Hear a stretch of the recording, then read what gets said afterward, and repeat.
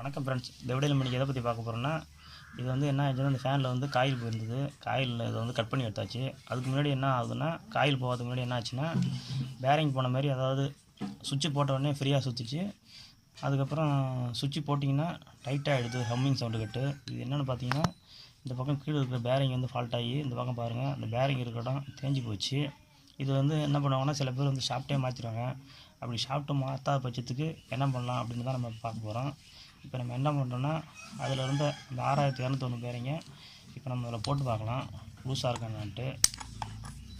இது பாருங்க, உங்களுக்கு பார்த்தாலே தெரியும். இங்கே பாருங்க,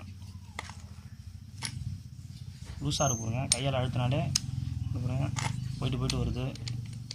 இதுமாரி இருக்கிறதால தான் ஓடும்போது இங்கே பாருங்க, இதில் ஷேக் இருக்குது பாருங்க. இந்த ஷேக் வராமல் எப்படி சரி பண்ணுறதுன்னு பார்க்கலாம். இந்த ஷேக் இருந்தால் தான் உங்களுக்கு ஃபேன் போட்டோடனே ஹம்மிங் சவுண்டு வரும். ஃபேன் சுற்றாது.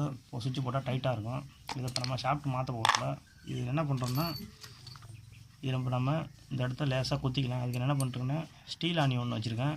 இதை வச்சு சுவிட்சால் அப்படி புள்ளியாக பஞ்ச் பண்ணுற மாதிரி 4 பக்கம் வச்சோம்னா இது வந்து சரியாயிடும். இப்போ நம்ம இதை பஞ்ச் பண்ணலாம். அதில் நான் இதை சுற்றியால் இதில் பஞ்ச் பண்ணி காட்டுறேன் அப்படி பண்ணுறதுன்ட்டு.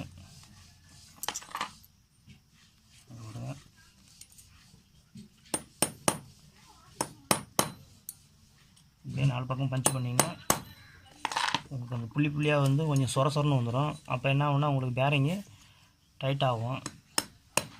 இப்படியே 4 பக்கமும் பண்ணிட்டு வர வேண்டியதாங்க. பாருங்கள், இதில் நான் ஒரு புள்ளி மாரி வச்சுருக்கேன் பாருங்கள். இதேமாரி நான் இப்போ அதில் 4 பக்கமும் கொத்திக்கிறேன். கொத்திட்டு கடைசியாக அந்த பேரிங்கை போட்டு டைட்டாக இருக்கா என்னென்னு பார்த்துக்கலாம். இப்போ அதில் பார்த்தீங்கன்னா உங்களுக்கு தெரியும், 4 பக்கம் வருங்க கொத்தி அழகாக இந்த மட்டம் வர அளவுக்கு சூப்பராக பாருங்கள் கொத்தியாச்சு.